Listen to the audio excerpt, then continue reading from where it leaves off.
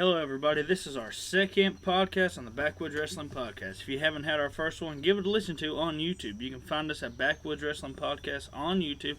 Give us a subscribe if you wouldn't mind. We are in the process of being able to post to other platforms. Once we do that, we will update you guys on our Instagram at Backwoods Wrestling Podcast.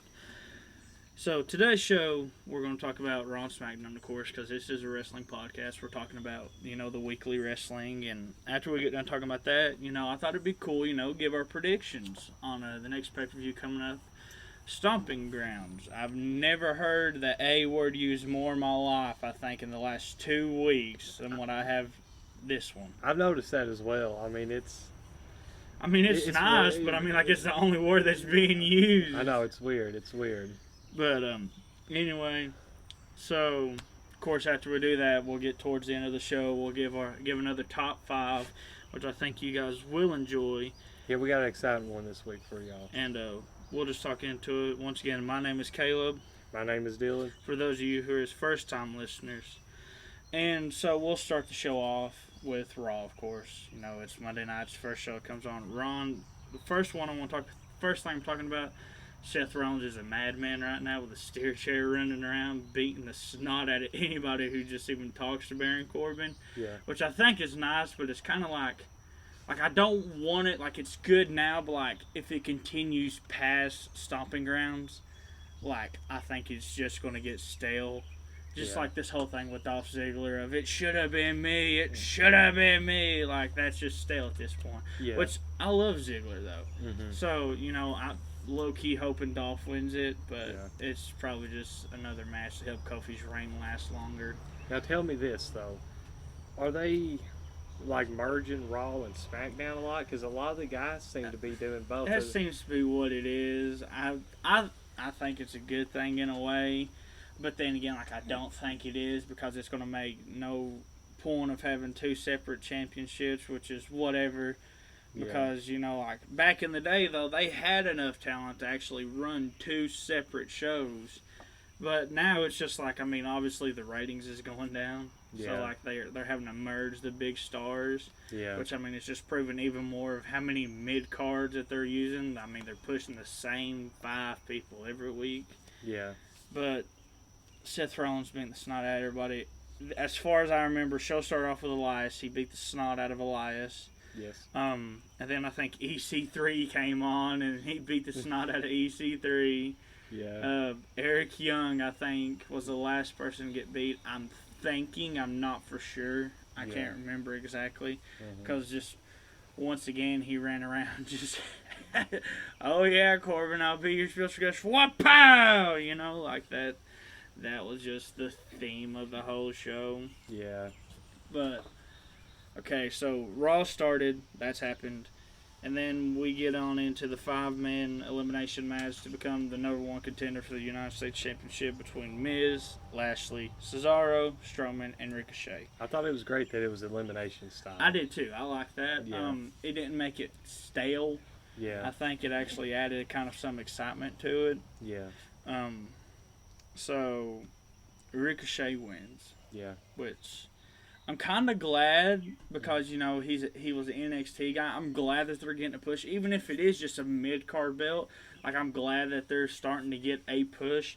The only thing that I'm bothered with is I'm afraid they're going to give the belt to Ricochet. Yeah. In a way. And I don't think that's good for Samoa Joe, because, what has he done? He's took the title back, and then, what else has happened? Yeah, he's just United States champion for the majority of the time is usually just a placeholder. Basically. I miss whenever it meant something. Mm-hmm. R.I.P. the Sprinter Belt. Mm-hmm. But, anyway, so that happened. I kind of liked how it went. I kind of liked how Bobby Lashley and Strowman, Lashley, put the boots to Strowman once again, and he wasn't able to, win the match. Yeah. But once again, quit acting like you're going to push Strowman if you're not going to. Yeah. If you're seriously just throwing him to the back, then just throw him to the back. Don't make him come out, be dominant and then get sent back, just to have, maybe a push to win the next greatest Royal Rumble that they're going to have again. Yeah. Next thing was Becky Lynch and Lacey Evans. Of course, Lacey Evans comes out. The question I have about this is, what has Lacey Evans done to be a number one contender for 2 pay-per-views in a row to Becky Lynch? I don't know. I mean, she's pretty good on the microphone, but at the same point, though, she hasn't really done a whole lot since coming up to the main roster, aside from feuding with Becky Lynch, it seems. That seems to be it. I think it's another classic case of, who's a good person to use? Okay, do you remember that guy that was with JBL? I cannot remember his name. Ron Simmons. No. After that. Like some blue guy, not Orlando Blue, but I can't remember his name. But like Orlando Jordan? Orlando Jordan. Okay. Of course. So whenever he joined up with JBL, got a huge push, won the United States Championship. Then what? Yeah. I'm afraid that's what's going to happen with this. I mean, don't get me wrong, Lacey has gotten better, became a better wrestler since, she's got called up from NXT. So, I mean, respects to that, but I just don't see what she's done to be the number one contender, besides the fact that they really don't have nobody else. Yeah. Because it's mostly just the same people over and over and over, and then somebody gets brought up to NXT, they have a little bit of a push, and then they just fall into the mold, and then it's, which is not always the case, but it seems to be with the star power and everything, Ronda Rousey's now out for a while or whatever, and then Sasha Banks is in limbo. Yeah. Who else is a viable contender at this point? Are they just trying to put somebody there just to have matches? Someone I would like to see, if she was on Raw, I'd love to see an Ember Moon push. Mm-hmm. I think she's a good wrestler. I love her finisher. The Eclipse or whatever it is, jumping off the top rope into a stunner. Yeah. I love that. I think that is a smooth move. To be honest, I think it could take any guy out. Mm-hmm. Nevertheless, a woman wrestler, I think that's a good thing. Speaking of Becky Lynch, dear God, quit talking about the fact that Seth Rollins and Becky Lynch is dating. We don't care. No. It's all over Instagram. It's all over, they even put it on the show that they was at the MTV Awards. What point does that have to do with wrestling? Well, that's the thing. WWE doesn't want to be just a wrestling business. Anytime one of the wrestlers is on any type of show, any type of media that isn't exclusively wrestling, they just lose it. They absolutely love, Mm-hmm. I mean, same way with all their crappy movies and stuff. Why on earth would a wrestling company do that? Right. But yeah, that was just my fix for Becky Lynch and Lacey Evans. The next match that I want to move on to was New Day versus Corbin, Owens, and Zayn. I mean, the New Day looked strong again. Good enough form. Owens and Zayn, I love them. Yeah.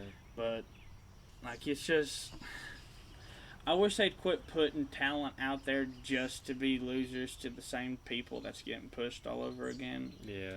That just bothers me. I get Kofi as your WWE champion. Mm-hmm. Whatever. It ain't even a champion I hate. I like it, but it's just, it's kind of boring. I mean, I don't really care. I mean, I don't no.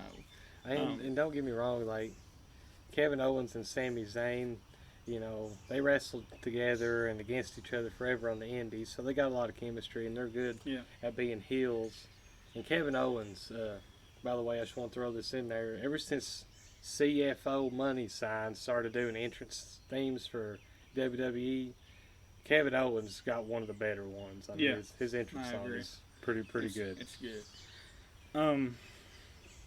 That's about all I wanted to say about the tag match.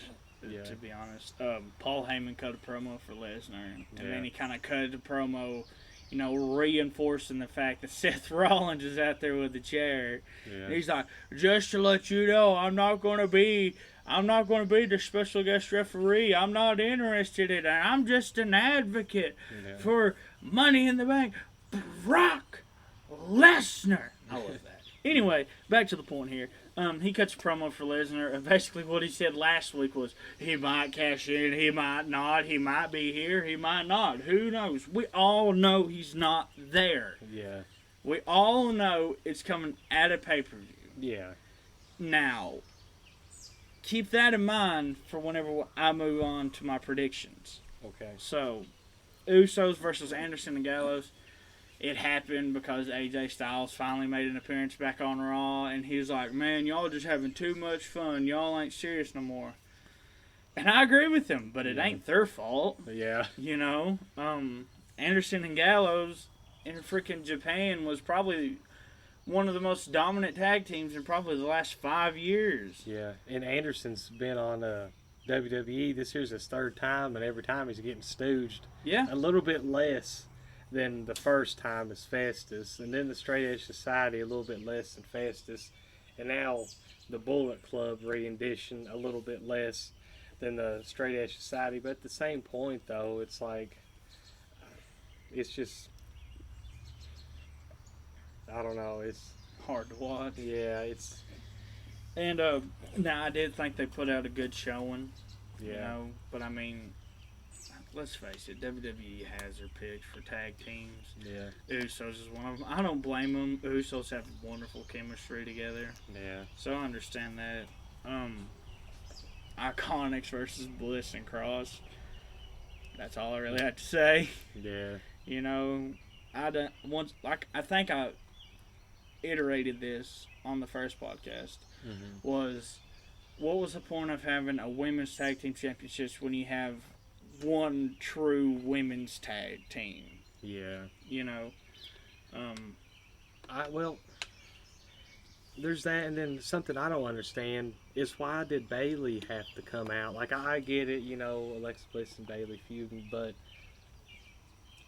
that just makes Bayley look like a bad guy, Yeah. Screwing up a match and stuff. And basically. And Nikki Cross, even though she's aligned herself with the bad guy, she still got that I'm just here vibe. Right. So she's not like a bad guy per se herself. Right. She's got that I'm being manipulated thing going on.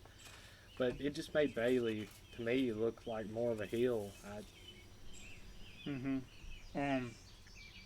wasn't really much to say about it. Yeah. Besides the fact that Iconics just get on my nerves. Yeah. I hate hearing their music. I hate their music. It annoys me. I hate hearing them talk. Yeah. I ain't going to say I hate them because I don't know them personally, but I hate their characters. Yeah. I will say that much. Now, the main event, did you watch that?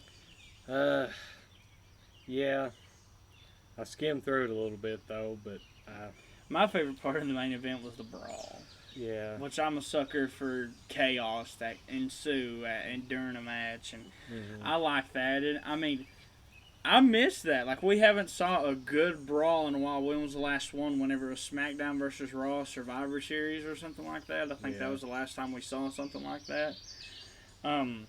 Rollins and Bryan, two great wrestlers. Even though it's a weekly show, put on a good match. Yeah. Of course, Rollins wins the match, and then Corbin attacks. Yeah.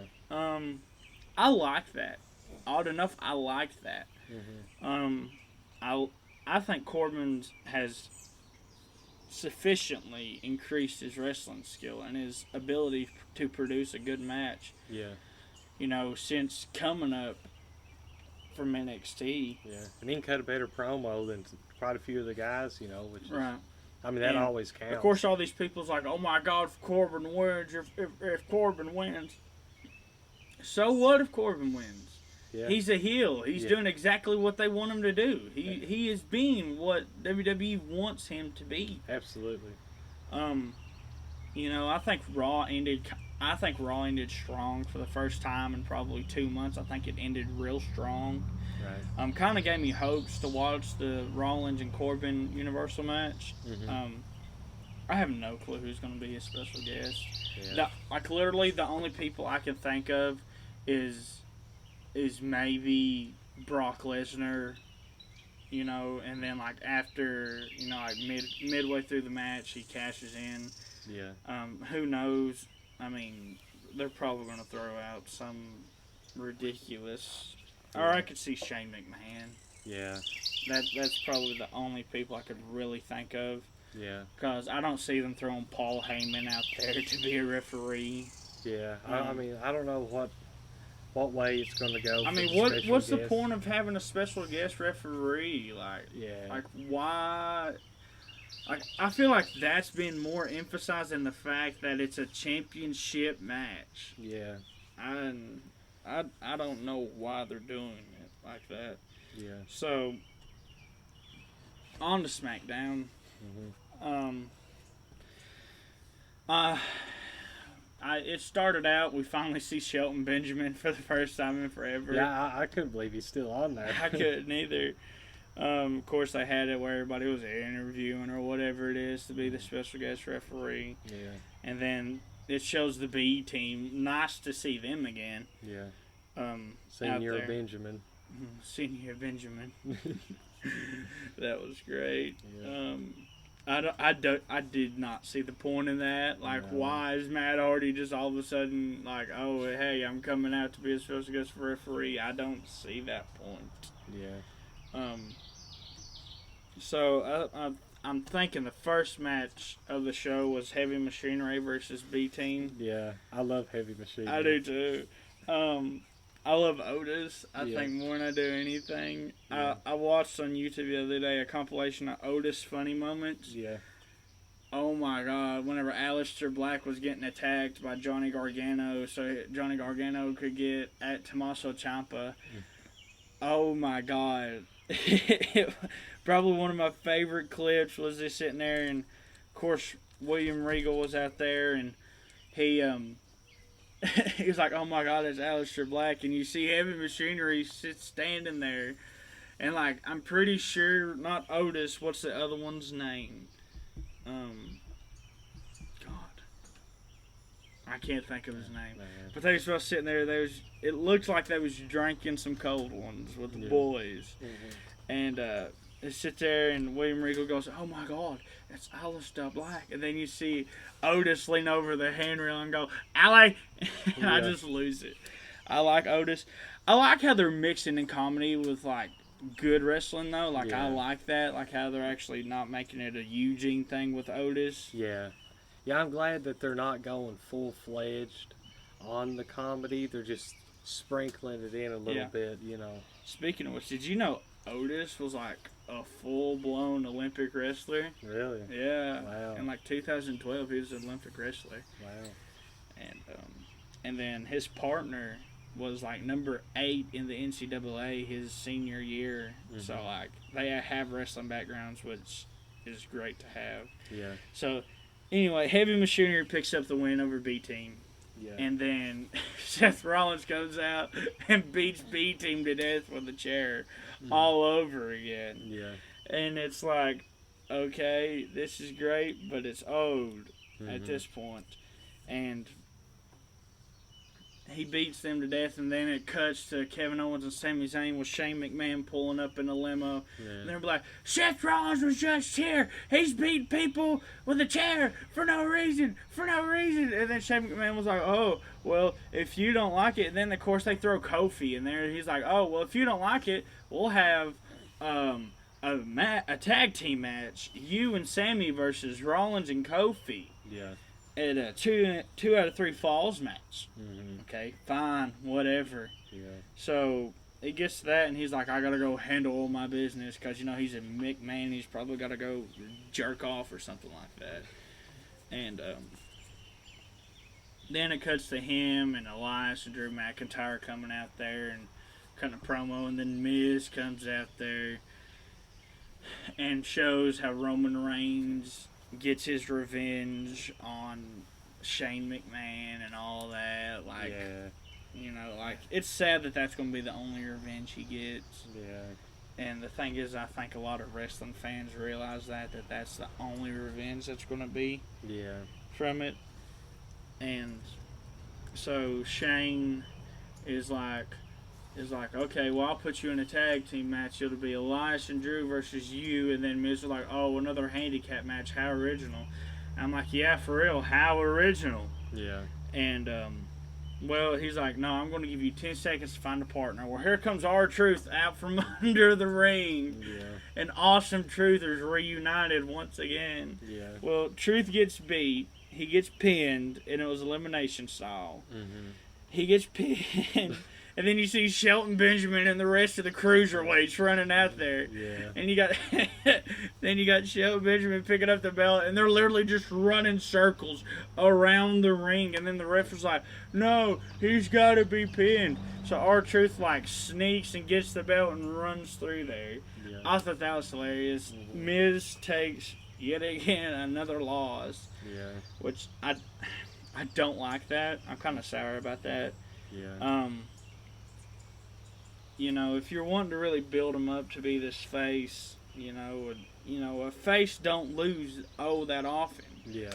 So if you're building up to be a face, quit making him lose matches. Especially clean. Yeah. So, that happens, and Shane McMahon comes in the ring all over again, and Drew claymores him, or Elias hits him with a finisher, and then Drew claymores him, and all that. Which I like the claymore. Yeah. I just don't like how it's being used. Yeah. 3 times in a row. Like, yeah. If it was Hulk Hogan, one leg drop and you're done. I mean, there's just. Right. That's like the super kick thing. I mean, the Young Bucks throws out 500 super kicks in a match. It took Shawn Michaels 1 freaking super kick. Yeah. Sometimes 2. Yeah. If he's fighting like a main event of a WrestleMania guy or something, Yeah. But it's. So, and then we moved on to Moment of Bliss. Bailey comes out there and is like, I'm tired of you manipulate me. I'm tired of you making me out to be a bad person. Oh my God, quit making me look out to be a bad person. Like, shut up. Yeah. Oh my God, we all know secretly almost everybody is not going to sign your t-shirt or give you an autograph if you're wearing another one's t-shirt. Yeah. I mean, it goes back. I mean, CM Punk shedded light on that. It's like, we get to these airports at 5 a.m. and you're shoving stuff in our face. Like, leave us alone. Like, I don't blame him. Yeah. If I was a mega star in the world and I traveled everywhere as a wrestler, if I'm getting somewhere at 5 o'clock in the morning, I got jet lag anyway. Yeah. And then I'm sitting there and I got some overage 35-year-old nobody shoving something in my face to go make money off of it on Facebook Marketplace or eBay. Like, I don't blame them. Like, there's all a part of us that would not want to deal with it at certain times. Yeah. I don't care how big of a star you are. Because the thing that not a lot of people realize, people like that who wants to shove stuff in your face, things that people don't realize is like, these are actual people too. What you see on TV is not who they are outside of the ring. That's like I was watching a documentary on Adam Cole. Everyone's like, oh, everyone thinks I'm a jerk. Because that's what he plays. But he's like, outside of the ring, he's a loving father. He's a husband. I mean, he's just a good guy. Yeah. And like that just goes to show that, wrestlers are 2 stereotypes. Like, they have a life. Like, give them their time. If you want an autograph so bad, go to an autograph tour. Yeah. Or go to a show. They'll sign an autograph before it, but. Yeah, and on that point, I do want to bring this up. I totally, wholeheartedly agree. But I think if there's somebody who's playing a heel character, if anybody asks them to autograph anything, they need to cuss him out and tell him to get away. Right. Because then it just makes them that much more of a heel. Because then people think that they're actually a bad guy in real life. Which, you know, like I said, with baby faces, I feel like it should be their discretion. But I feel like a heel should never sign any of their stuff. Right. And I feel like heels should not have merch sold. Yeah, same. You know, because, I mean, what's the point of being a bad guy? A heel is somebody I hate. Yeah. Like, okay, like this Baron Corbin thing. I like the idea, but I'm not going to go to a show and buy a Baron Corbin t-shirt. Yeah. If I'm buying a t-shirt, I'm buying a Seth Rollins shirt, more than likely a Heavy Machinery shirt if I'm getting me a shirt from anything. Yeah. I'm going to buy me a face shirt. I'm not buying a heel. The most heel shirt I'll buy is an Undisputed Era shirt, but that's because of Adam Cole, baby. Yeah. And you can never go wrong with Adam Cole. Yeah. Speaking of t-shirts, Rowan wearing the Glory Hammer shirt on Raw was amazing, and the Corrosion of Conformity shirt on SmackDown was also pretty good. I like how they're letting him, you know, do his thing with that. Like, I'm pleasantly surprised about that. Yeah, same because, you know, sit there and, of course, all those people have their own brands. Mm-hmm. But like CM Punk action figure, name me one action figure that has the Pepsi logo tattoo on it. Yeah, that and the G.I. Joe Cobra. Thing. Yeah. I mean, not a single action figure that I have ever found. And I have looked at quite a bit. Yeah, even on the video games, they kind of changed them up and stuff. I mean, of course, back in the day, it was so blurry, it didn't make a difference. They just literally threw out black marks on them, and, you know, you just knew it was a tattoo. Yeah. But, like, anyways, like I said, like, I'm surprised that they let that happen. I'm glad they have. Yeah, same here, especially where they're playing a heel, and he doesn't have his own merch. Yeah. Like, he's out there. He's actually being a heel. Yeah. And he's letting Daniel Bryan do the majority of the talking, which is great. I mean, you know. And then, so a moment of bliss happens. Bayley attacks Alexa. Nikki Cross comes and helps out Alexa, and then Alexa gets the upper hand. Yeah. So, you know, whatever, good, fair enough. It was probably my favorite part on SmackDown just because of how amazing Alexa Bliss is on the microphone. Like, she just burnt Bayley so bad. And the only time I've ever seen Bayley cut an interesting promo was whenever she was retorting back to Alexa Bliss on account of this. The only thing that I do not like about the Alexa Bliss-Bayley match is, I mean, they're not going to do anything different than what they haven't already done. Yeah. I mean, like, let's look back, I think it was either last year or 2 years ago, with that kendo stick. Oh, yeah. You know, it went to prove that, you know, Bayley, of course, is the face. But what else? You know, like a face don't use weapons. Bull crap. Yeah. Freaking Stone Cold. I mean, bathe the McMahons in beer and then beat the snot out of them. Yeah. You know, I didn't like that.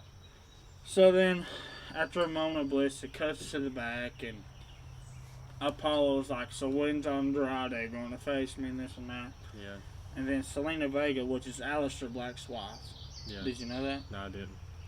Yeah. Aleister Black's wife, which, low-key, if I'm a wrestler and my wife is a manager for someone else, like, I'm hating that guy. Yeah. And I'm pretty sure he does. That was like CM Punk with the Daniel Bryan and AJ thing.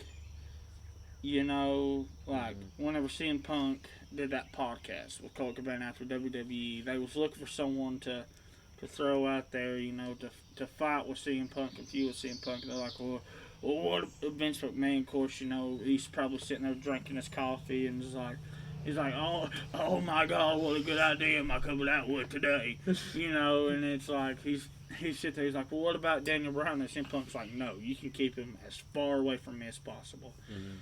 And I don't blame him. Yeah. You know, on television, he made out with his girl. Like, I would beat the shit out of somebody that was making out with my girl. Yeah. And, you know, so Selena Vega flirts with Apollo and all that, and then Andrade comes out and attacks him. And then you low-key look over in the corner and you see Chad Gable sitting there with a fucking notebook. Like, are we going to have the list of Gable? Which I would totally not be okay with. Yeah. Because the list of Jericho was brilliant. Yeah. So, 2 questions since I said what brought up Gable. What is Gable's purpose? Because they put him in 205 Live. We all know that he's just dying at this point. Mm-hmm. What is Gable doing? Like, is he like? I don't even know what it could be. Do you? No, he's just another body for live events and pre-shows and crap like that. Okay, so what's Gable doing? Where's Finn Balor? Is Finn Balor hurt? Yeah, we didn't even see him. No, I haven't saw him in 2 weeks. Yeah. He ain't even on the card for Stomping Grounds. Which, I mean, if they're like, oh, well, we ain't got nobody to put him against Andrade in a rematch. I mean, that's basically what Stomping Grounds is at this point, is just a bunch of rematches. Yeah. I don't like that. Like, he is a champion. I don't care if he is the mid-card champion. The 24/7 championship has got more time on air than what the Intercontinental and U.S. Championship has. Yeah. I think that is sad. I mean, I get it. They're wanting to push the 24/7 title out. I'm just waiting for, like, whenever I'm watching Stomping Grounds, they're cutting a promo on WWE Shop. Buy a replica 24/7 championship belt. Whatever. Yeah. I mean, I'd buy it if I was 6. Yeah. But as a genuine wrestling fan, Mm-hmm. I'm not going to buy that. If I want a 24/7 title belt, I'm buying a hardcore championship belt somewhere. Yeah. So, here comes my last question. Now, this is one I want your opinion on. Okay. The Firefly Fun House.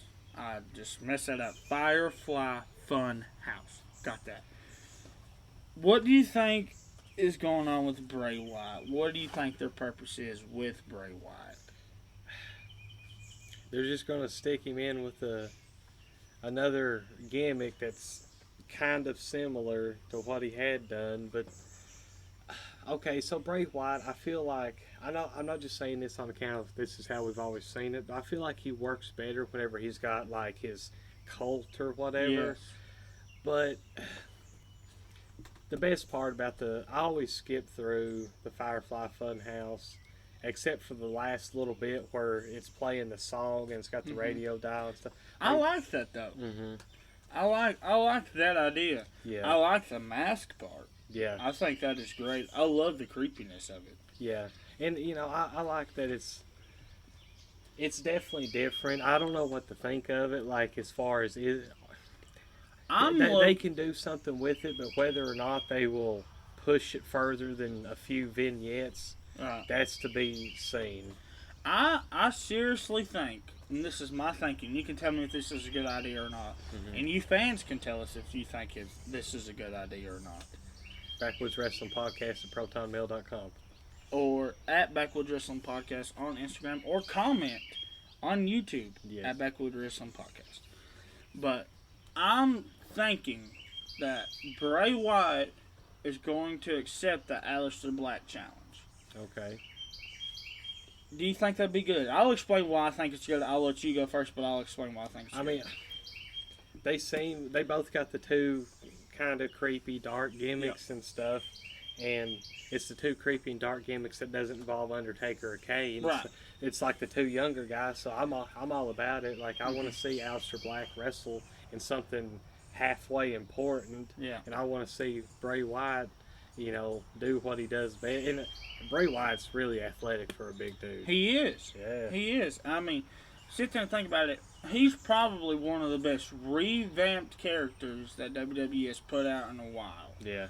With the whole, I mean, he was Husky Harris, and then he's Bray Wyatt. Like, I thought that was good. I thought that was a good thing that they done that. But now, here's my logic on Bray Wyatt and Aleister Black. Like you said, you basically took the words out of my mouth. They both have the dark persona that isn't Undertaker or Kane. Yeah. I like that. Here's my second thing. How much longer can the Firefly Funhouse go on? Yeah. I know Bray Wyatt's injured. It's time for him to come back. Yeah. You know, I think it'd be a quality match because, like you said, Bray Wyatt's athletic for a bigger dude, and Aleister Black throws in everything. Yeah. The Black Mass is a super cool finisher, by the way. I love that, and I love how he like psychs out the opponent whenever he does the moonsault into the meditation pose. Yeah. I like that. Yeah. But like basically the reason for that is Aleister Black has an open challenge out. They was wanting Randy Orton to do it, but I reckon after Super Showdown, Randy Orton told him he's done. Mm-hmm. Like recently, he turned down the biggest contract that he's ever been offered. Yeah, I heard about that. Like, he seems like a WWE guy through and through. Yeah.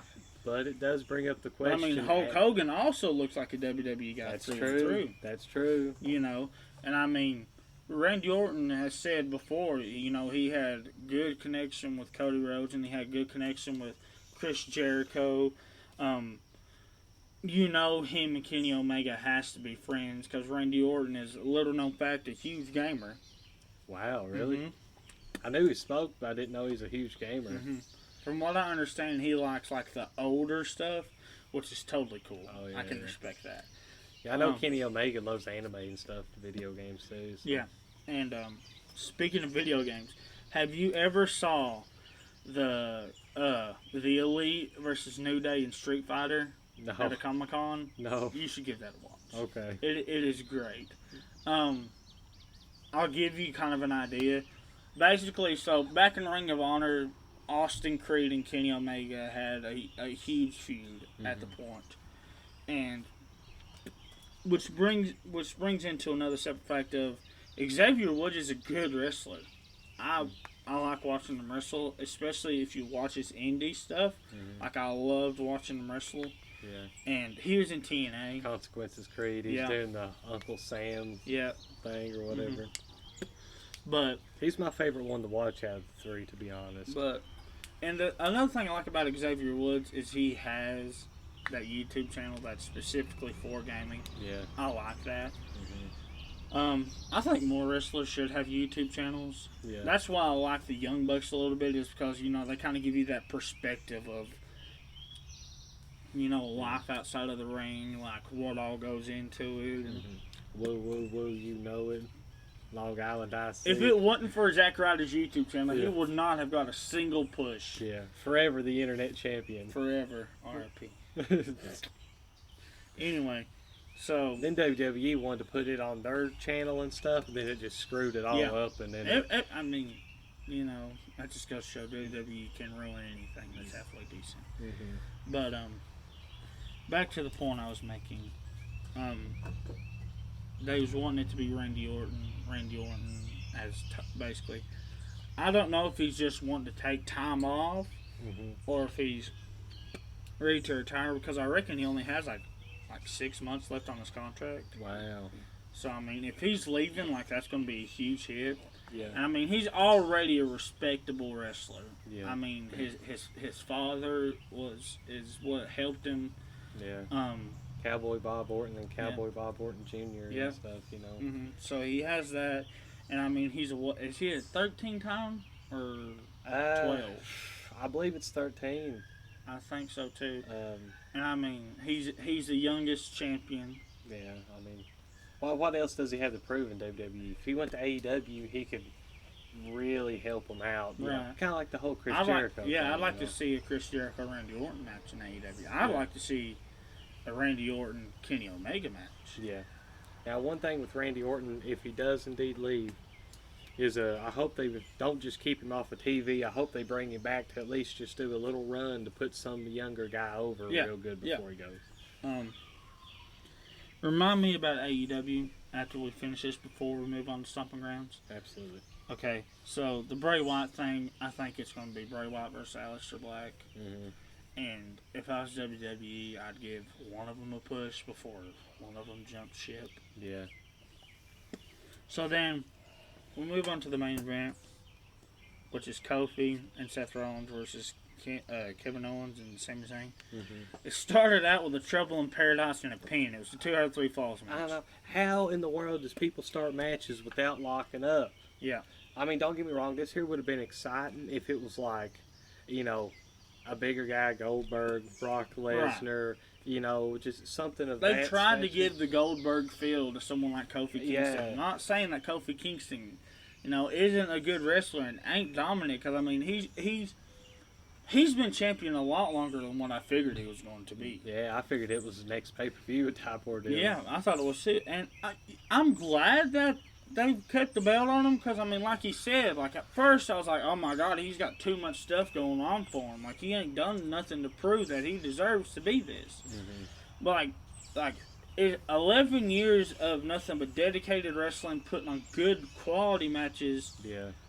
putting himself over with the New Day. Yeah, because that gimmick was destined to fail whenever they first brought Right, it that up was there. basically the thing, was it was meant to be buried. Yeah. But they pushed themselves. Yeah. And I'm glad he's champion. Mm-hmm. But it started off with Trouble in Paradise 1, 2, 3, and then Seth Rollins went in, and they just basically dominated the whole match, which is respectable. Yeah. Whatever, they're the faces versus the heels. Yeah. The heels are supposed to win dirty most of the Right, time. and it ended clean, so it was a good thing. Just the main event thing. If it's a main event match, it needs to be longer than 15 minutes. Yeah. But it was actually a good tag match, because, I mean, not everybody was in the ring all the time, so I liked that part of it. Yeah. Yeah.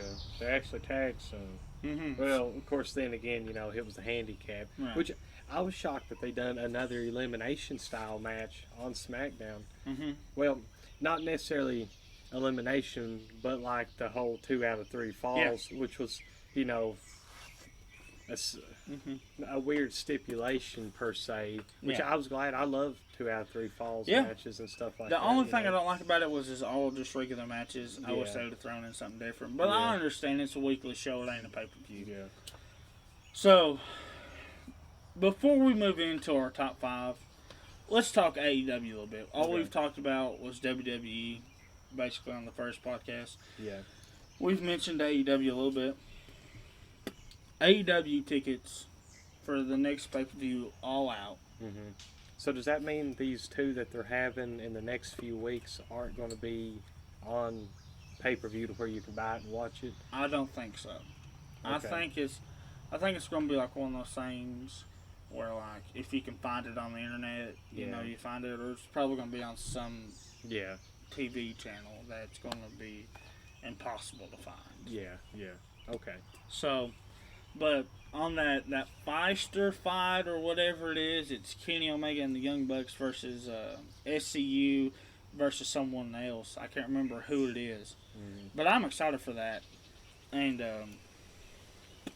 so, All Out, there's really 3 matches I'm looking forward to, Mm-hmm. which is the Rhodes Brothers versus Young Bucks. I'm looking forward to that. Mhm. Just, because I think, I mean, Double or Nothing, the Cody versus Dustin match was kindly dedicated to the father. I think this will just put the cap to it, Mm-hmm. and I like that. Yeah. So, and I mean, and they had a good quality tag team match on Double or Nothing. So, Mm-hmm. I mean, once again, like, all the wrestlers in AEW is wrestling fans. Yeah. So I like that. Mm-hmm. So that'll be a good match to watch. The next match I'm looking forward to is Kenny Omega versus John Moxley. Yeah. Did you know Kenny Omega broke his nose at Double or Nothing? Yeah, I watched the after the Mhm. show video that's on YouTube. And, yeah, I mean, that just goes to show, this here kind of brings up a whole new topic. I don't want to go too much into it on this episode. I will later on down the road, but there's way more to wrestling than just fake fighting, as a Right. lot of non-wrestling fans see. I mean, these guys are tough. How many people that are in other sports, they get something broke and they continue on? I mean, I've seen several matches where people get broken necks and continue on. Yeah, Like Stone Cold, Owen Hart. Yeah, exactly. I mean, Brock Lesnar basically broke his freaking neck doing that shooting star press. Which and I mean, nobody needed to see a shooting Right. star press for Brock Like, Lesnar. we get it. You're big. You're an athletic dude. Yeah. We don't need to see you doing a shooting star press off the top rope. A double axe handle from the second rope if you got to do something like that. But Right. even then, Sid Vicious, though, like, it's just... But anyway, as you were saying. So, I'm looking forward to John Moxley. And I'm looking forward to John Moxley and Kenny Omega. That'll be good to watch. Yeah. And then, of course, Jericho and Hangman Adam Page. Like I said, Chris Jericho was like I think he was number 2 on my top five wrestlers. So here's another thing. I don't know for sure, but it's been rumored that maybe Stone Cold could get in on some of this AEW stuff. And the CM Punk rumors is getting bigger and bigger, and the crazy part about it is getting truer and truer. Yeah. Like I said, dear God, just give me CM Punk. Yeah. Just give me CM Punk wrestling again. Yeah. I'm not asking for much. Yeah. Besides a few personal things. But this, please, like this is a want, this is not a need, this is a want. Yeah. I just want CM Punk wrestling all over again. Yeah. And I mean, he's in great shape. I mean, I say it won't take him long to get back into ring form. Running the ropes. So those are the 3 matches I look forward to. But AEW All Out ticket sales started June 14th. They sold out in 15 minutes. Yeah. WWE Stomping Grounds still has tickets available. Like, if I had the funds, me and you could go to this show to watch it. And we still have good seats. Yeah, and chances are last minute they'll probably do a ticket dump just to get people in there so it don't look as bad. Right. Like I said, like, if the pressure wasn't on before, it is now for sure. Yeah. I really hope that, the AEW hype, like, continues, and I hope they live up to the hype. Yeah. So far, with the few mishaps and stuff that they have done with stupid crap, like with the Battle Royal and whatever, but for the most part, though, it's lived up to the hype. Yeah. It's lived up to my expectations, I'm excited. We for sure need to get the pay-per-view to watch. Absolutely. We will buy it and we'll review it for you guys. Yes. So, now that we've got that part over, let's move on to our top 5 stipulation matches. Whenever I say stipulations, I don't mean handicap matches. I don't mean, if you lose, you retire. Like, that could still be thrown in there. But I'm talking like ladder matches, first blood, stuff like that. Yeah. So, I'll let you start off with your number 5 match. Okay. So, let's get into this. This is going to be really interesting. Once again, I have not seen his top 5. He has not seen my top 5. And the thing that we're, like, once again, send us your ideas for top 5s. And, or even send us your top 5s. Yeah. We'll gladly throw them in there. Yeah, we'll read them on the show. And but for right now, like me and Dylan has decided we're going to alternate the weeks of top 5s. Yeah. And I picked the first week. Caleb will pick the second week. It'll be back to me on the third, and then so on and so forth. Yeah. So, your top 5 stipulation match. All right, my number 5. I'm excited for this. I really am. Yeah, me too. I hope I can say this right now. No rope, barbed wire, exploding time bomb death match. Yes. Made famous by Terry Funk and Onita. Yeah. In FMW. I showed that one to my girlfriend last night for the first time. It was great to watch it all again. The reason this one here is number 5 is because it's, first of all, it's got a hilariously long name, and that, and then the fact that there hasn't, I mean, there's not really been a whole lot. There's been other things that have kind of been like this. I think Onita and what's his name, Matt Tremont, Bulldozer, and CZW. I think they did one last year or something. Yeah. Onita's like born in like 57 or something. Did you hear what Onita was willing to do in a match? What? He said he was willing to die for the sake of deathmatch. Wow. A true deathmatch hero. That takes some balls. Like, don't get me wrong. Like, I'm a backyard wrestler at best. Yeah. I do some extreme stuff. Mm-hmm. But you know, like, I'm not willing to die for a match. I got too much to live for. Yeah. You know, which, I mean, I guess I get it. You know, death matches, I'll fight till the death. But you know, like, I got a wife.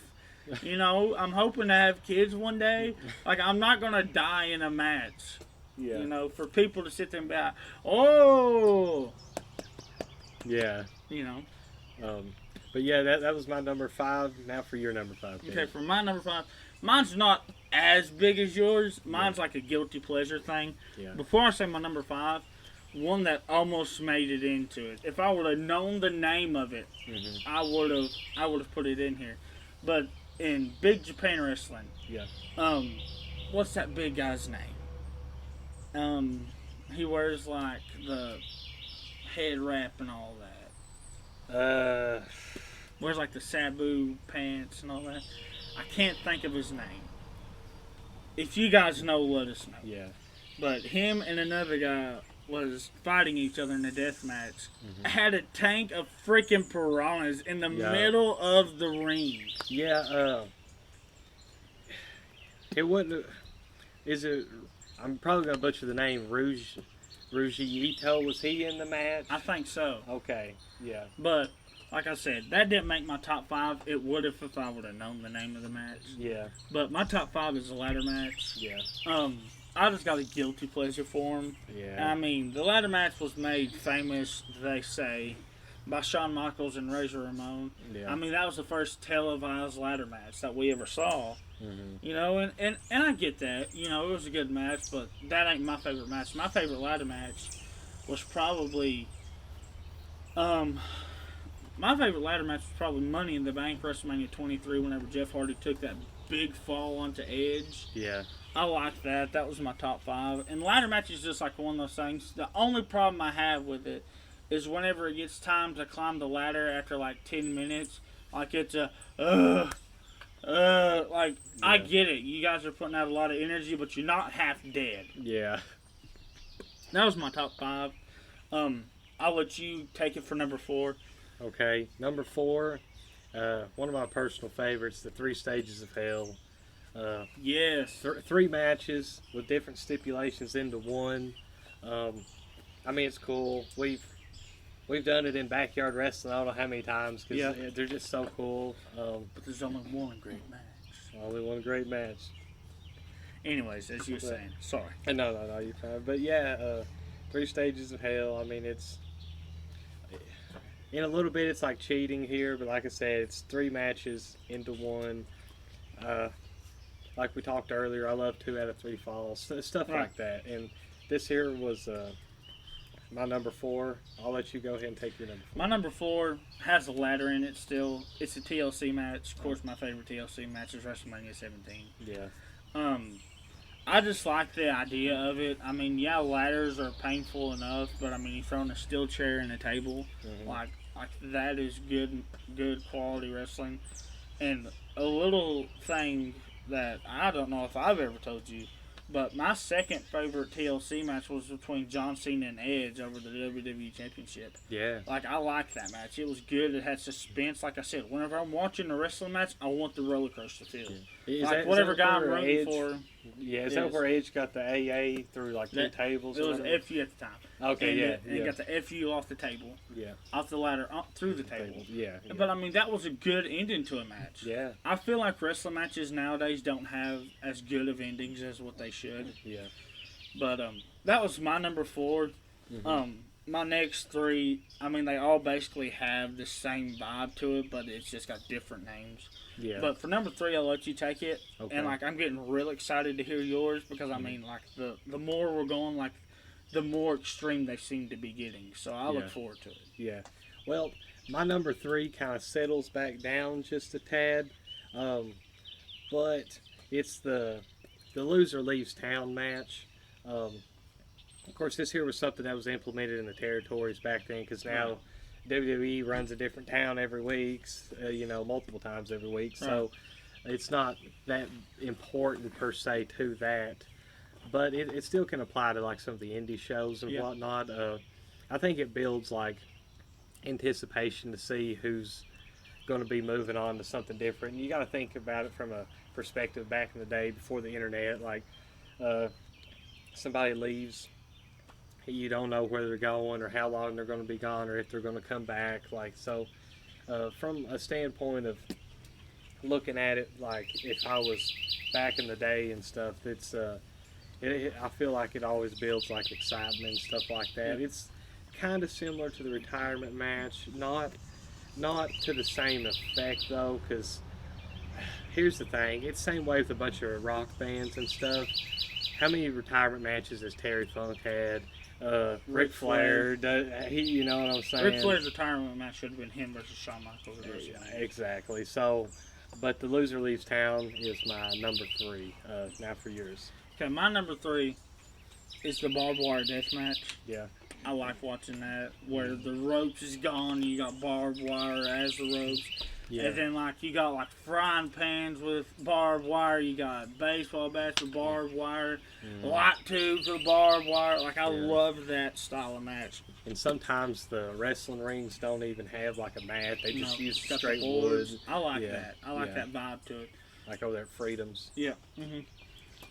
And, you know, I like watching that. Vice put out a thing called The Wrestlers, and they cover deathmatch. Yeah. And I like that episode. It was good, and I'm pretty sure they had a barbed wire deathmatch in it. If I'm not mistaken, like I said, I might be mistaken. I might not be. Who knows? Like, see, my problem is like I love wrestling so much, and like I watch wrestling so much, it's hard to remember every single thing that I watch. Yeah. So that was my number 3. And here we go, get down to our top 2. I know these will be really good. Yes. Number 2 is, so there's never really any good wrestling in this match, per se, but I can't help it. I love the Royal Rumble. It's always exciting to see who's going to come out, who's the surprise entrance, who's a legend that's coming back. Yeah, and who's going to sneak out of the ring and hide up underneath it and stuff, and, It's always exciting. Usually the Royal Rumble, a lot of times the winners kind of suck, which then again the Royal Rumble win, it's like Shinsuke Nakamura won it a couple of years ago, and it was exciting and cool, but now he's just fell down straight mid-card. Same thing with Asuka. Both of the Japs won it like in one. Speaking of Shinsuke, did you know that he has refused to come back on TV? Really? He said the only reason he's staying under his contract and not asking to leave is because his family likes living in Florida too much. Oh, wow. So like that's crazy. But back to your match, just a little fact of it. Wow. I mean, that's really interesting. But yeah, Royal Rumble. It's always fun to see what's going on. There's not much else to say about it. Everybody's seen a Royal Rumble. It's always just exciting to see what's going on. Right. Anyway, now for yours. My number 2 is the Lot Tube Death Match. Yeah. By far, my favorite Lot Tube Death Match is Sid Nick Mondo versus Wife Beater, Tournament of Death 1. Yeah. What I liked about that was the salt, the salt bucket. I thought that was a genius idea. And of course, the Weed Eater. How can you not love the Weed Eater bit? Yeah. The thing is like people's try to use Weed Eaters again, but like it don't have the same vibe as what it did with Sid Nick Mondo and Wife Beater. Yeah. But I mean, I like watching Light Tube Deathmatch. First off, personally, coming from my point of view, taking a Light Tube hit, like just full respect to those people who gets it done repeatedly. And on top of that, Light Tubes has like a poisonous gas in it. Yeah. So like Light Tubes can be really dangerous. Just like here, kind of recently, David Arquette versus Nick Gage. Yeah. But. Yeah, a little tidbit is Jun Kasai. I read this somewhere where he said that whenever he came over to America to wrestle in CZW, he stayed at Wife Beater's house, and he said that unlike a lot of the other wrestlers who are in death matches, they're actually like just normal good guys outside the ring. He said Wife Beater was like a real bad man. Really? Yeah. Wow. But Light Tube Death Match is my second favorite match of all time.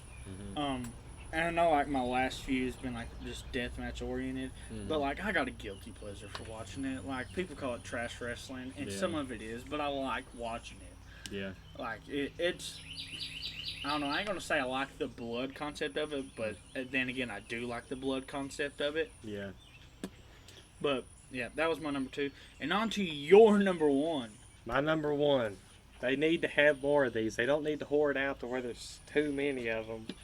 But we definitely don't see enough of them. I know WWE ain't going to put one of these on. The last time there's been one on TV was between Chris Harris and James Storm. Mm-hmm. And, of course, I'm talking about the Texas Death Match. You pin them, and then it starts the last man standing. So you got to get a pin and to the count of 10 before you win. That, and then, of course, there's no holds barred. It's a hardcore match. It's really awesome to see those, you know. Of course, it goes back to one of my favorites, Terry Funk. He did them and stuff. I'm pretty sure he's the originator of it. Yeah. And I'm pretty sure Terry Funk's the originator of, like, half of these death matches. Yeah, exactly. I mean, he's the godfather that we all have to thank for hardcore wrestling, for sure, or at least the innovation of it and stuff. Mm-hmm. But, yeah, Texas Death Match. There needs to be a little bit more of them. Because, like I said, I love the concept. It kind of goes back to 3 stages of hell almost. Of you have to win one way and then win another way as well. So it's like a match like that could go on for a very long time. And I think the last man standing match I watched was Tommaso Ciampa versus Johnny Gargano. Yeah. I thought that was good. Yeah. It was a very good match. I enjoyed it. Mm-hmm. But yes, Texas Death Match for my number 1. What's your number 1? The Cage of Death. Oh yeah, I almost put that on my list. That's of course, a great choice. CZW's made it famous, of course. But I like Cage of Death, and I liked it before, but I really liked it now. Like after watching Shane Strickland do it, and he was like a strictly indie guy, like no hardcore wrestling. But he did that, and he made it look great. But I mean, it's looked great before. But I like watching it. Probably one of my favorite Cage of Death matches includes Sick Nick Mondo all over again. But whenever, what's that other guy that is supposed to be Sick Nick Mondo? What's his name? Rory Mondo. Who? Rory Mondo. Yeah, him. He was in a match, and then Sick Nick Mondo came and helped him out, and I like that. And I mean, it's got everything you want. I mean, it's got glass, it's got barbed wire, it's a cage, and then you got a big old scaffold up there. Yeah. Danny Havoc versus Sami Callihan's one of my favorites. I believe that was 2011, I believe. I love Sami Callihan. Yeah. So, that was our top 5 match stipulations. Yeah. Send us your top 5 match stipulations. Send us your top 5 ideas. You know, like we said in the first one, this is not just about us. This is about the fans. This is about, you know, wrestling fans, the casual watchers, everything. Yeah. You know, that is what we like to watch. So, now we're going to move into the prediction part. We'll do this, you know, ever so often about a pay-per-view. Of course, the most recent pay-per-view coming up is WWE's Stomping Grounds. Yes. First off, I didn't even realize it was time for another pay-per-view until this week, and it was happening this Sunday. Yeah. Like this is probably the least promoted pay-per-view that I have seen. Yeah. You know, in a while, and I feel like I don't know if he's just trying to rush it. I don't know if they're trying to throw out more pay-per-views and AEW's throwing out right now, or what they're doing. I don't know. But here's the matches that I know for sure is on the card, and here's my predictions. You can give me your predictions. Okay, Roman Reigns versus Drew McIntyre. I'm going to throw a curveball. I think Drew McIntyre is winning this one. Yeah. I think Shane McMahon's going to interfere, and Drew is going to win this, which will be perfectly fine with me because I like Drew McIntyre. Yeah. Who do you think will win it? That's exactly. I mean, you took the words right out of my mouth. Absolutely. I think Drew McIntyre will go over. Because here's the thing. Shane McMahon went over on Roman Reigns, and Shane McMahon isn't even a wrestler per se. Of course, he can wrestle better than a lot of people. Right. But at the same point, though, that's not his gimmick, though. And for a 7 foot tall, what have you guy that's all like muscled up, a lot younger, and has proved to be dominant for Seth Rollins to go over. For Roman Reigns to go over on Drew McIntyre just wouldn't make any sense, like if we're paying any attention to the past. But then again, it is WWE. Yep. So you don't never know. But I do feel like it will be Roman Reigns gets beat by Drew McIntyre due to interference. Yes. And then the next match I moved on to was the Cruiserweight Championship match, which is Tony Nese versus Akira Tozawa versus Drew Gulak. I think Drew Gulak's going to win. Yeah. But I feel like that's just a personal thing. Like, I'm wanting Drew Gulak to win the match. Yeah, CZW. He's doing the whole stop deathmatch wrestling in CZW and all that. Like, that's... And that's fine. But I think Drew Gulak's going to win it. Your opinion? Be honest with you, I don't know. I hope Drew Gulak wins it. But I don't. I want him to win it, but I don't see them taking the belt off of him. Yeah, so it's just one of them matches that's not going to be too. It's going to make the pay-per-view, but it ain't going to matter. Yeah, it's one of them. So. And then the next match that I wrote down was the SmackDown Tag Team Championship match, and between Heavy Machinery and Daniel Bryan and Rowan. I think Daniel Bryan and Rowan's going to retain. I want Heavy Machinery to win it. Yeah. But I just feel like, Daniel Bryan and Rowan hasn't had a chance to really defend their titles, and it'd be pointless just to put the belts on them just to make them drop them. Yeah. I think we'll see a Heavy Machinery tag team run eventually, but I don't think it's right now. No. So, is your prediction basically the same as mine? Yeah, it's...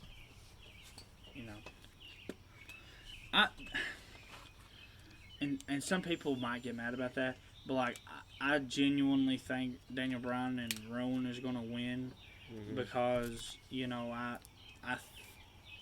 like I said, I think they need to have a retain of the titles. Yeah. Because they need to build them up a little bit more before they, so the tag team championships will mean a little something more. But just because they're going to win doesn't mean that WWE should just make it all them. I think it should be a good match between both teams. Absolutely. Show that Heavy Machinery can hold their own weight and win down the road. Right. And the thing is, Heavy Machinery is getting better with every match that they do. Oh, yeah. Of course, the Caterpillar. How can you not love the Caterpillar? Yeah. It's one of my favorite finishers in WWE right now. So, of course, Sky Too Hottie fan way back, And then the United States title match between Samoa Joe and Ricochet. I think Samoa Joe is going to win it just because, he hasn't had, any decent match. And I think Ricochet will go over, but I don't think he'll win it to go over.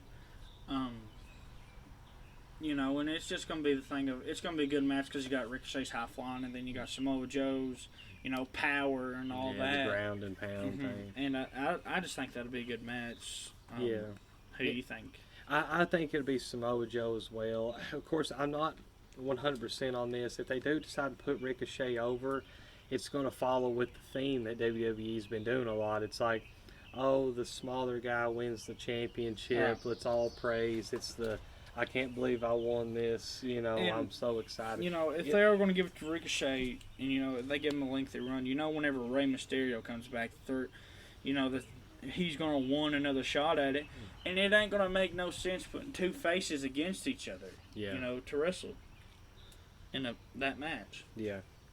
So, next match I moved on to was Kofi versus Dolph Ziggler inside of a steel cage. What do you think? Okay, so I have two ideas on how this might go. Okay. Of course, even though the New Day is going to be on the outside, the New Day could. Okay, so they're not going to be turned heel, I'm assuming, but they may do some kind of heel interference thing. Maybe Dolph Ziggler's going to get out the door, and then New Day comes over there and slams the door, or something like that. I think there may be something going on here that could allow Kofi to win. Dolph Ziggler, they've built him up and made him lose 1,000,000 times over. So I think it could be Kofi Kingston more so. Right. But at the same point, though, so it just would. Everybody's lost faith in Dolph Ziggler at this point. He was like the saving grace there years ago, and now it's kind of like if they give him the big strap, like it's not going to mean as much as if Kofi continues with it, and then you get some bad heel who's maybe a little bit newer and fresher wins it off of him. Then you take a lot of heat like that. It wouldn't make any sense to give Dolph Ziggler a lot of heat by beating Kofi. So I think it should be Kofi who wins it. WWE likes to throw curveballs every now and again, or a lot of the time. So I mean, you never know. I think it'll be Kofi. Now here's my prediction. Okay. Now this is going to be a curveball thrown. Mm-hmm. I think Dolph's winning. Okay. But I think Dolph's going to win inside the steel cage. I think he's going to pin him. Okay. But I think as soon as he wins, I think Brock comes out and cashes. Ah, that's very true. I think that'll be the gist of it. Mm-hmm. And, if they do that, that'll be bad, but I'll get the idea. Yeah. But, I mean, I just want to see, even if it's for 5 seconds of Dolph holding the WWE Championship belt. Yeah. So he can finally be a Grand Slam winner. Yeah. Even if it's just for 5 seconds, and it'll have that Tommy Dreamer vibe in ECW, where Dreamer won the belt and then he lost it. I think it was to Rhino, wasn't it? Yeah. I think that's what's going to happen. Yeah, and don't get me wrong, like I would love to see Dolph Ziggler go over. So here's my question with this: if they do that scenario, Brock Lesnar comes out, do you reckon they're going to merge the belts again? I'm afraid there's going to be that vibe to it. Yeah. Because it could be they. Because they already got the wild card thing going on. Yeah. And they already got Alexa Bliss versus Bayley. Yeah. I think that's what'll happen. But speaking of Alexa Bliss and Bayley, who do you think's winning that match? I don't want to get too opinionated here, but and not just saying this because Alexa Bliss is way better on the mic and a lot more interesting. But she's one of the most important women wrestlers in WWE and one of the best. So I feel like, with Nikki Cross maybe doing some interfering, maybe it's Alexa Bliss here takes it home. However, though, I don't think they've built it up enough to where Nikki Cross is going to do the which side do I pick thing yet. So that's my reasoning for thinking she ain't going to side with Bayley, and then it could go that way. Yeah. But I think it'll be Alexa Bliss maybe. But then again, I could also see it the other way here. Not to be so indecisive. Bayley hasn't done a whole lot with the championship either per se. Right. So there's that. See, factor. That's my prediction. I think Bayley's winning it because she hasn't done enough to have it taken off. Yeah. And if they do take it off, it's going to have the same feel as the tag team championships. Yeah. And then if they do that, then I mean, it'll just be a matter of time till Bayley's jumping ship. Yeah. Which I don't blame her if she did that. Let's bring up a point though. Okay. The Intercontinental belt is not on the card. Yeah. What's with that, right? Okay, and then second off, the Raw Tag Team Championships is not on the card. They're not even putting that on like the pre-show? Nope. Wow, why? Don't know. So I don't know what the pre-show's going to be. Unless they just throw the curveball and throw it out there. But I mean, even then, like, you're just turning the tag team division into a mockery. Yeah. So, anyways, that's what I was going to bring up.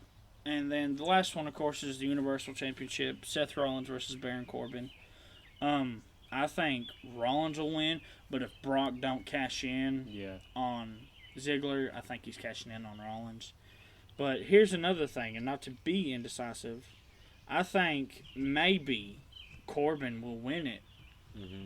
And, it'll be due to, the special guest referee, or maybe even just, the mind games of Brock Lesnar playing his music and not coming out. Yeah. And Seth's going to be out there, and then Corbin hits the end of days on him. Mm-hmm.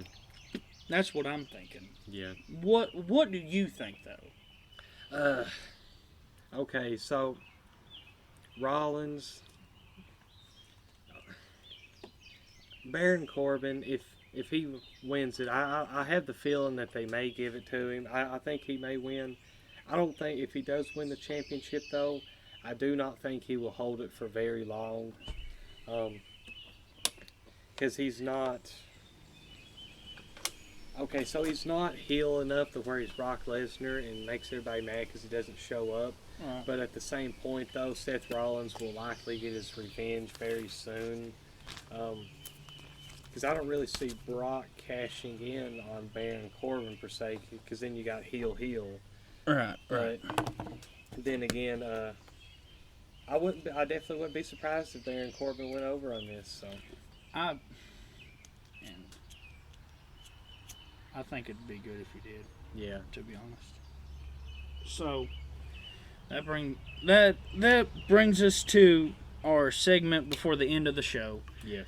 And that is our rants. Yes. Now, from what I understand, you have something you want to say. Yes, it's not. So I will let you take it away. Okay. I did my rant. I got a little bit of one. I don't have one enough to call it one. Yeah. So I'll let you take it away. Mm-hmm. Okay. Okay, so this isn't going to be too big of a rant, but EC3. And I always got to comment this stuff to everybody. He's got a wonderful entrance song. Yeah, he had a great one, TNA.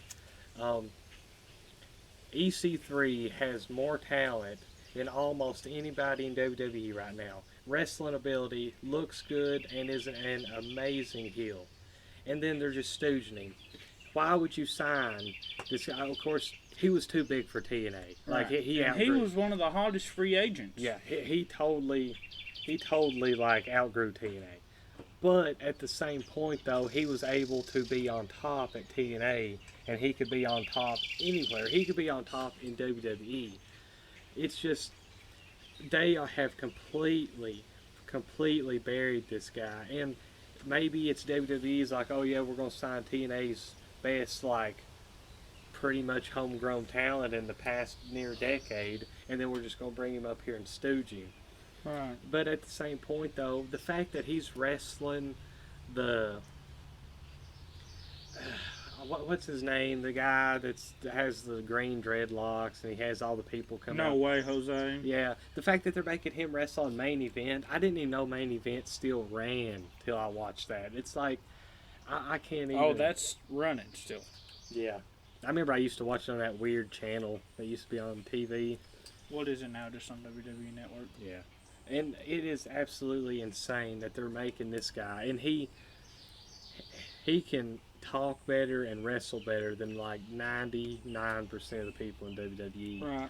And the fact that he's just getting buried. He comes, I mean, there's this compilation on YouTube you can see of like him being disgruntled about stuff. Mm-hmm. And it's funny. It's better than a lot of WWE stuff that they're running because he's just got that look and the facial expressions. EC3 is a Main Event talent anywhere and everywhere. And he's a younger guy. He's signed to WWE, and I feel like if I'm not saying they have to put the strap on him right now, but long-term booking, like I said, if WWE decides to do anything with him, the fact that he gets beat by a chair and disgraced by New Day and doesn't even make it down the entrance ramp, and the fact that he's having to wrestle on Main Event and he lost his second match up on the main roster, it is absolutely crazy that they are doing this to EC3. He is amazing, and he is one of my absolute favorite wrestlers in WWE right now. Probably my favorite. Almost better than The Miz. Not because of what he's done in WWE, but because of what he's done in TNA. Of course, the Derek Bateman crap, years ago and stuff. But he was what made TNA enjoyable and watchable there through a lot of them dark years, And EC3, Main Event talent anywhere. and WWE needs to stop screwing up on him. I'm not saying, like I said, they got to push him to the moon and back, but at least let him cut some promos and come out there and feud with somebody. I want to see EC3 on my TV. I want to see him wrestle. Right. I don't want to see him in backstage segments and getting stooged all the time. I don't want to watch him running around with not even a red Solo cup, a Walmart brand red cup. Yeah.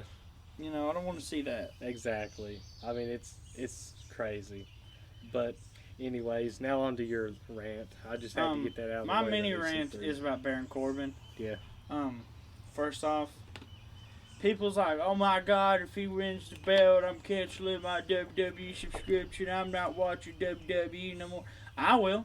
Yeah. Here's the fact of, and here's why I will watch WWE. It's because for the first time in a long time, they have another heel besides Brock Lesnar running through there. Yeah. You know, what else is there? I mean, the heel of Adam Cole in the Undisputed Era, Adam Cole gets more of a pop than what Johnny Gargano did at TakeOver 25. Yeah. Okay? You know, and I'm guilty of Adam Cole, baby! And I love it. I love Adam Cole. But he's supposed to be a heel, so I feel like I shouldn't cheer for him, but I do anyway. Yeah. But here's the thing is, whenever I watch Baron Corbin, I actually feel like I could stand up my TV and go, boo! Yeah. You know, and I feel like I can watch a pay-per-view and go, boo! Or flip my hat up, or throw my hat to the ground. Yeah. Or cuss some Joe that's walking down the street because Baron Corbin just won the Universal Championship. Yeah. And he can put on a decent match as well. And he can cut a decent promo. And here's the thing: is everyone's like, "Oh my God, if he wins the belt, if he wins the belt, it's bad. It's just gonna bury WWE. It's not gonna bury WWE. Yeah.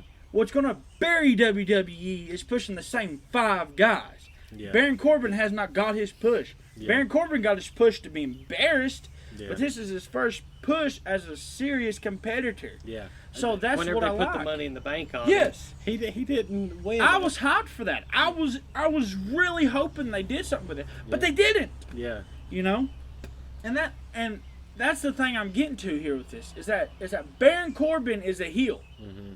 That's what you want. Yes. You don't want a heel that you could cheer for whenever they win the belt. Yeah. You know, I hate it whenever crowds does. Let's go Cena, CM Punk. You know, like they do the alternating cheers for the good but guy everyone in the should back. cheer for CM Punk, not Cena. Cena obviously sucks. So, Yeah. you know, CM Punk is, you know, the GOAT. He is the god of wrestling. He is the best in the world. He is the voice of the voiceless. So, Absolutely. I mean, I totally agree. And I love CM Punk.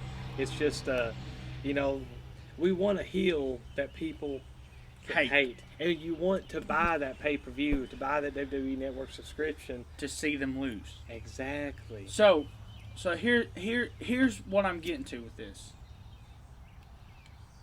If Baron Corbin wins the belt, I will be slightly pleased just because finally there's a heel. Mm-hmm. I'll be disgruntled because I'm afraid if they keep doing that and just give the faces the belts, the good wrestlers the belts. And this ain't even oh about my God, I can't believe I won. This is my childhood dream. The Daniel Bryan story worked at WrestleMania 30. We need to move past that. Right. You know. I remember watching WrestleMania 30 with you in your living room, and me watching Daniel Bryan tap out Batista, and I was like, yes! Yeah. You know, but that's done here and gone. Mm-hmm. But the point that I was making is, Baron Corbin is doing what Baron Corbin needs to do. Baron Corbin is doing what heels should be doing. Mm-hmm. Baron Corbin is a heel. Baron Corbin is a guy that I could sit there and be like, oh, I don't want him to date my daughter because he's a bad guy. Yeah. And I'm pretty sure he doesn't sell merch either, which is great. I don't think he does. Yeah. And on top of that, like some people talking about, oh, he's so rude out in public. He's so rude out in public. That's what a heel is. I know. Quit getting mad at the fact that he is doing what a heel is supposed to have been doing for the last 4 years. Exactly. So that is my rant, is, you know, all these people sitting there, oh, it's just bad booking for WWE. It's not bad booking. Yeah. It's genius at best. The fans shouldn't dictate who wins what all the time. Because if we did, Seth Rollins is not going to lose the belt until some other big NXT star is up there. Yeah. But that is my rant. You got anything to add about Baron Corbin that I haven't touched? I mean, not really. He's okay, so I used to hate on his wrestling outfit. Right. But at the same point... You low-key feeling it?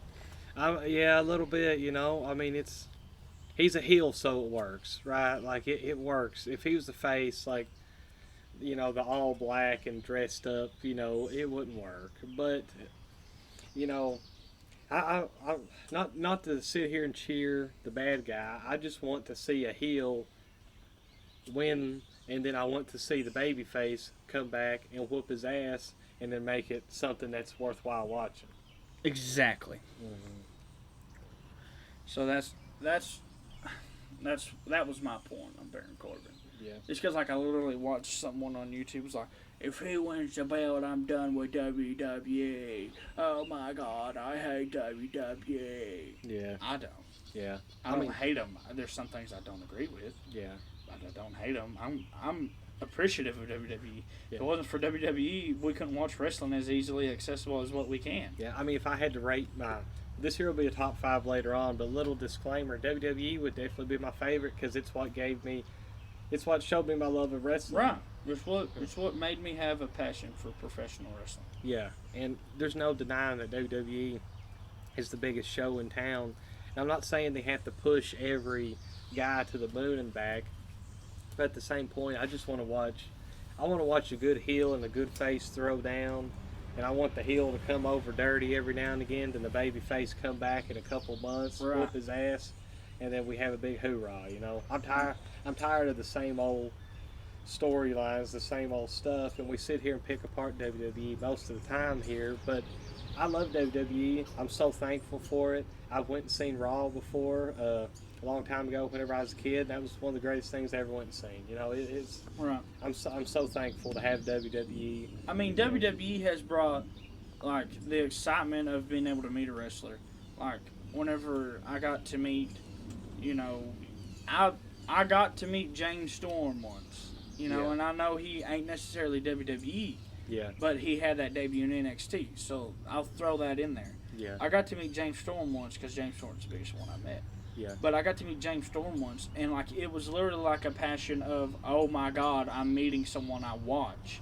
Like it ain't something like, don't get me wrong, I'd be excited to meet the President of the United States, whoever it was, just because it's the President of the United States. Yeah. But wrestling gives you that vibe of like, okay, they're traveling around here. Like they was just in Lexington not too long ago. Yeah. Like wrestling gives you that hope of getting to meet somebody, you know, that you watch and that you love to watch. Yeah. You know, and on top of that, you get to watch the whole show. You know, you get to watch the whole effing show, RVD. Anyway, but what was your James Storm story? I was in Lexington once, and I don't know if he was passing through. I don't know if he was with a company or not. But I was literally in Lexington. I was getting ready to go to a football game. Yeah. And I was in Lexington. I was in the mall because I was going to buy a jacket because it was supposed to got cold that night. Yeah. And I met James Storm, and he was walking through there, and I was with my other buddy. And I was like, I think that's James Storm. And my other buddy wasn't a wrestling fan. He's like, who's James Storm? I'm like, just stand here and just leave me alone. I'm going to go over here. So I go in there, and on top of everything else, he was in, I think it was like Foot Locker or something like that. Yeah. Like probably buying him a pair of tennis shoes or a pair of sweats for the day or something like that. And I go in there, I go, are you James Storm? Yeah. And he's like, yeah, I'm James Storm. And I'm like, oh my God. I said, I love you. Yeah. And he's like, oh yeah. I was like, yes. I said, I've loved you since Beer Money. I loved you whenever you made your debut in NXT. And like I went on like I was a 12-year-old kid. Yeah. But the thing is, like, that's the point I'm making. I was 19 years old at that point. Yeah. Okay, I was basically a full-grown adult at the point. Yeah. I met him and lost my mind because I got to meet a wrestler. I acted like I was 8 whenever I saw him. But that's just the point I was making. Wrestling gives you that excitement that, you know, that you feel whenever you was a kid on Christmas morning, whenever you wanted that the Red Ryder BB gun, and you got the Red Ryder BB gun. Like that's the excitement that you feel with it. Absolutely, and I'm getting excited to talk about this. Like, I actually have a James Storm story that I met him as well. Really? Yeah. I mean, I know it ain't never gonna be like the thing of like, whenever I see him again, like, hey, you remember me? I saw you at Foot Locker like 2 years ago, and he'll be like, who were you, kid? Yeah, but like it's just that vibe, and like you said, like I said, it's the excitement of meeting somebody that you watch on TV, that you appreciate for their art and their craft. Because, I mean, WWE has a lot of physical stuff in it, but, I mean, WWE is basically you're watching a movie in front of you. Absolutely. And so what's your James Storm story? Well, my James Storm story was I was at the Nashville airport. We was getting ready to fly somewhere. I don't know. We was going to Washington State. So we was going to have to fly to another airport, then go on to Washington. Anyways, we was getting on the plane in the Nashville airport, and then I seen he was almost late to the plane. He got in line like the last minute, like he wasn't sitting around anywhere. And I was like, man, I think that's James Storm. Well, anyways, he went on first. Don't you like how you do that whenever like you see somebody, like you know who they are, but you're like, I think that's who it is. Then whenever you go up there, like me, I went up there like, are you James Storm? Yeah, it would be weird. So then he'd already sit down and stuff. He was at the front of the plane, and then we was walking towards the back of the plane. We was stuck in line there. Everybody's got to put the bags up, sit down. Well, anyways, and I was like, you James Storm? And he's like, yeah. And I was like, oh man, that's cool. I just went and watched a TNA show with you on it in Corbin like last month, and I was actually wearing my DJ Z shirt at the time as well. Yeah, and I was like, and he's like, yeah, I see your shirt there and stuff. Yeah. So, but yeah, and that was really cool to see James Storm and stuff. I talked to him for there a minute. I didn't want to trouble him, he's on a plane. He's probably got to catch up on some sleep or something. But it was just cool to see him, and it's like I thanked him for being a wrestler and being awesome and stuff, and the thing I liked about him, like he was like a genuine down-home guy. Yeah, that's what I liked. He's a good old Southern boy, And even though not too big into pop country, he's had some pretty ballin' entrance songs, Yeah. Supposedly, AJ Styles' entrance song was supposed to be for James Storm in WWE. Yeah. Really? Yeah, or at least that's what Road Dogg and Elias said on that table for three whenever Jeff Jarrett talked about it. Yeah. Yeah, but that's cool. I mean, probably the second biggest wrestler I met was Colt Cabana, which I was with you. Shocker Diamond Militia. But like that's just the beauty of wrestling. I feel like. Yeah. And I feel like we really just hit a high note, and like we're just getting ready to end the podcast. But that's the thing is I never want to be at the end of the show and it just be like, well. Yeah. What do you think? Like I don't want it to be that. Like I want us to be able to talk wrestling. Oh, absolutely. The whole time. Yeah. And it's like you said, we started this podcast because basically all we did anyway was talk wrestling. Yeah. So we might as well just share it with the world. Yeah, and like I said, we would love to hear from you guys. Right. Send in your top 5 questions, comments, concerns. Backwoods Wrestling Podcast at protonmail.com. Backwoods Wrestling Podcast on Instagram, or leave a comment. Hit that subscribe button, hit the bell button. Links in the description below for everything. Here we are broadcasting live from the ultraviolet ASMR Goat Barn. That's right, boy. Yeah. And you know what? Come think of it, this Goat Barn, it ain't that bad, man. I know, man. It's great. We got these nature sounds in the background. You hang out with us, you can relax. And the nature sounds is kind of, like I know some people might be listening to it and it's like, is that a bird chirping? Yeah. But like this is a Backwoods Wrestling Podcast. Yeah, we're out here in nature. We're out here in the woods, the backwoods, everybody. That's right. So, now that we're to the end of our show, I mean, we've already plugged all the social media stuff we have. Yeah. But just to reemphasize it, like, send us a DM on Instagram. Leave us a comment on our post on Instagram. send us an email, backwoodswrestlingpodcast@protonmail.com. Yeah. Or, subscribe to our YouTube channel. You can look up Backwoods Wrestling Podcast, hit subscribe, hit that notification bell. You will be notified every time that we upload. We upload every Wednesday.